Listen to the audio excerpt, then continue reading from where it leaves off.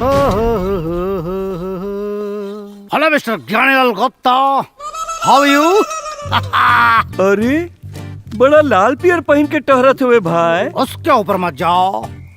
सबसे पहले 2500 तुम्हारे 2500 रुपए का उधार। ये बाकी वाला है 500 ज्यादा है, उसमें से 250 तुम दोनों टिप ले लेना। जियो से। ओके? और सुनो, करे कहाँ से इतना पैसा पागिल कि पैसों दे देले से टीपो देता। नौकरिया फिर से लग गेल का? नौकरी नहीं, छोकरी मिल गई है। छोकरी? छोकरी मिल गई है। दरअसल उस दिन जब तुम लोगों ने मुझे डांट कर भगाया, मैं बहुत मायूस था। मैं रोड पकड़ कर जा रहा था। अच्छा, जैसे ही गुप्ता रोड पकड़कर गुप्ता चौराहे पर पहुंचा तो मैं टर्न मारा गुप्ता गली में, और गुप्ता गली में गुप्ता निवास के पास एक खूबसूरत लौंडिया ने सीटी मारी।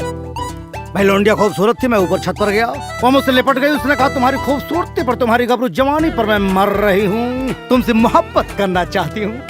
मैंने भी उससे कहा तुम फिदा हो गई हो तो मैं भी तुम्हें पसंद करने लगा हूँ। हम लोगों ने रोमांस किया, उसने हमें पैसे दिए और उसने कहा सिर्फ आओ मुझसे रोमांस करो, तुम्हें पैसे ऐसे ही देती रहूंगी। एक मिनट, पेड़ा कैसे है? 300 रुपया किलो। 500 रुपए पकड़ो, 200 रुपए टिप रख लो और मुझे 1 किलो पेड़ा दो, मुझे बजरंग बली को चढ़ाना है। अरे तो टीप दे। Don't waste time, time is money, money is time, please जल्दी करो। अरे अंग्रेजी मत झाड़ दे थे तो। ना तो लगा के उन्हीं आवे हेलो आपके। नौकर, तुम खड़े खड़े क्या देख रहे हो? हमरे के नौकर बोलता नौकर रहा। नौकर नहीं तो क्या मालिक बोलूंगा, गधे। बाल झड़ गए तुम्हारे पागल कहीं के। हाँ चलो मीठा लाओ, फट फट फट फट फट फट। दरअसल क्या है कि कल 2 बजे का टाइम मैंने उस लौंडिया को दिया है। लौंडिया ने मुझे 2 बजे अपने घर पर बुलाया है, इसलिए बजरंग बली को प्रसाद चढ़ाकर मैं वहीं जाऊंगा। Bye bye. है ले निकल यहाँ से निकल। अंग्रेजी बोला था करे कौने ही छोकरी और लवंडिया के बात करत रहली। सुनला है का? कौन एड्रेसवा बतौलस है? कौन एड्रेस? गुप्ता चौराहा, हाँ। गुप्ता रोड, हाँ। गुप्ता गली, हाँ। गुप्ता निवास। अरे तोरे भदेली में चाटता। अरे सरवो है बतसवा। हाँ टाइम कितना बतैला सकाल? 2 बजे। 2 बजे? हाँ। कल 2 बजे सारे के रगड़ल जाई जरूर। अरे बतसवा कोड दे तो के।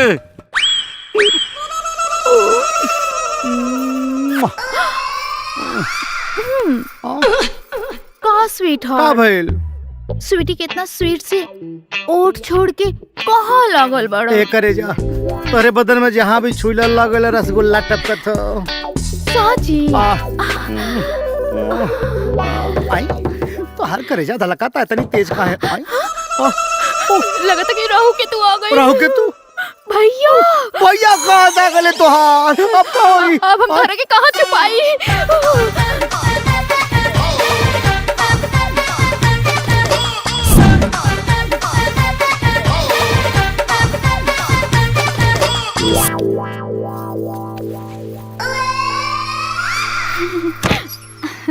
दरवाजा खोले में इतना टाइम भैया के रहल? केहू ना भैया, नहीं कोनो मर्द के आवाज आवत रहल। वो मरद वो तो हम गाना गावत रही। गाना गावत रहलू? मर्द के आवाज में गाना गावत रहलू है? भैया तू हम पे अपन स्वीटी पे शक करेला? हाँ बिल्कुल। अच्छा तो जा ढूंढ ला के ढूंढ मरद रहे। बा।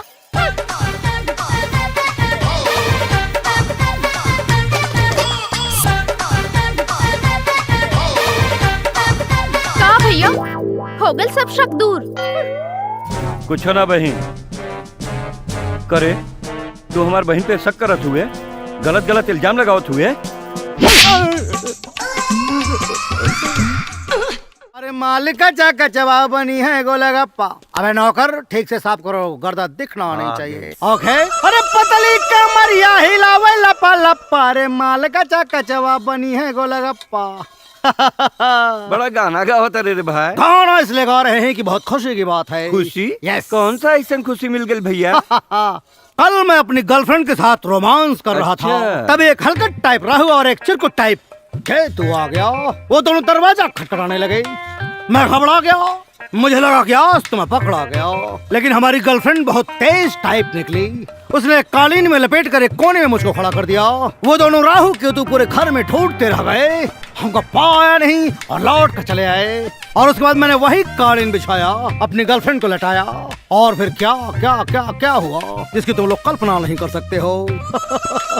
ओह माय गॉड, मैं तुम लोगों को एक कहानी को सुना रहा हूँ। एक काम करो, ये पकड़ो 2000 रुपए, मंदिर पर 2000 रुपए के बता से, क्या बोला मैंने, मंदिर पर 2000 रुपए के बता से बंटवा देना। मेरी राहु और केतु की शांति के लिए मेरी गर्लफ्रेंड से मुझे कल 2 बजे मिलना है और मुझे उसके लिए लहंगा खरीदना है, इसलिए मैं जा रहा हूँ भूतनाथ की दुकान पर। ओके माय डार्लिंग, आई एम कमिंग। और मारा हमरा के बुझाइल राहु केतु के बा के सेठ, अब बहिनो कुछ बिगड़ा लाई बा। तू अपना बहन स्वीटी के बिया हमरा से कर द, कहीं बतसवा कुछ ऊपर नीचे कर देलस ना तो हम बिया नहीं करब। सारे 5 लीटर पेट्रोल के इंतजाम कर, काल जला के बतसवा के राख कर दे राख। ठीक बा। आर मांगे ले ना लुलिया पार मांगे ले, आय हाय आर मांगे ले ना लुलिया पार मांगे ले, तो लुलिया तोहरे जैसन लामा हर भातार मांगे ले, लुलिया तोहरे जैसन लामा हर भातार मांगे ले, दे दो ना।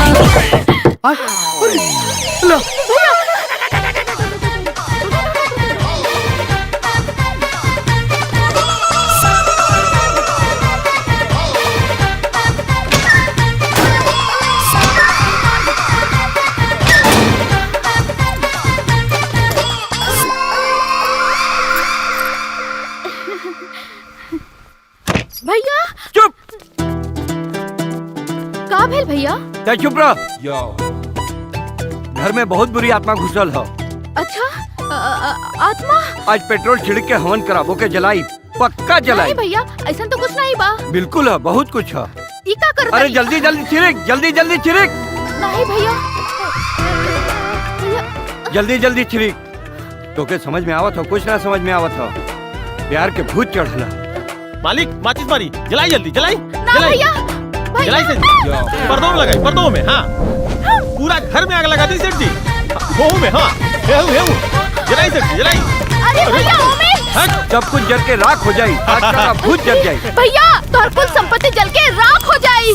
का? बुतावा अरे बुता, जल्दी बुता। पकड़ पकड़। निकालो जल्दी।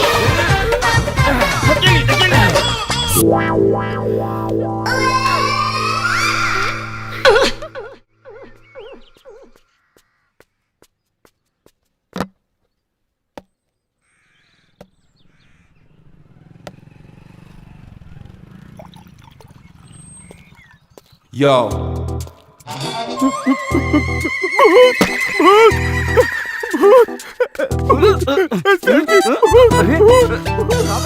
Hello mister Gyanilal Gupta. सारे कहाँ भूता रे? ऐसा होत रहे? अरे मैं बतासा हूँ, बतासा। अरे तू जिंदा कैसे बढ़े? आए? मुझे मर जाना चाहिए था क्या? ना ना ना कहीं तुम लोग मेरी मौत की साजिश में तो नहीं लगे हो? ना ना ना, क्योंकि कल तुम्हारी ही तरह 2 गधे राहु केतु घर में आग लगाकर मुझे मारने की कोशिश कर रहे थे, लेकिन वो तो मैं बच गया। मेरी गर्लफ्रेंड खुदा की बनाई हुई नंबर 1 पीस है। जब वो दोनों गधे घर में आग लगाए, मेरी गर्लफ्रेंड ने मुझे संदूक में बंद कर ताला लगा दिया, और ताला लगाने के बाद चाबी आग में फेंक दिया। अच्छा।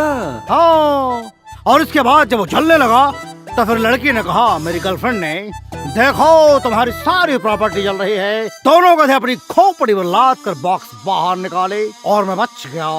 मेरी गर्लफ्रेंड से मेरी शादी होने वाली है, वो आने वाली है। तुम लोग फटाफट 15 किलो मोतीचूर के लड्डू पैक करो, हमें मंदिर में शादी करनी है। 1 मिनट फोन करता हूँ। Darling, oh my darling, my sweet heart, my baby, come on, जल्दी आओ, मैं वेट कर रहा हूँ तुम्हारा। ओके ओके।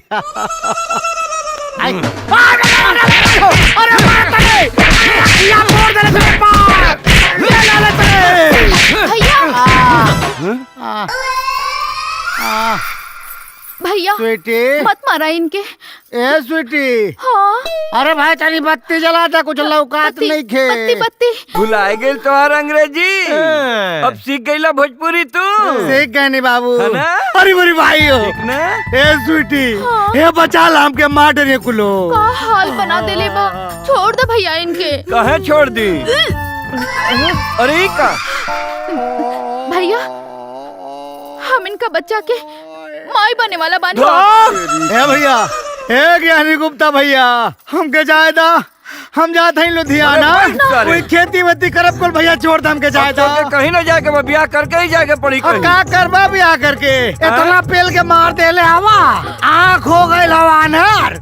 जितना लड़का बच्चा पैदा हुए सारे कुल अनहर पैदा हुए हैं। अब चाहे अनहर पैदा हो चाहे ढेबर पैदा हो, अच्छा तो के तो ब्याह कर ही के पड़ी ससुर। हमार का होई? तू मामा बन गया सारे। मामा चुप!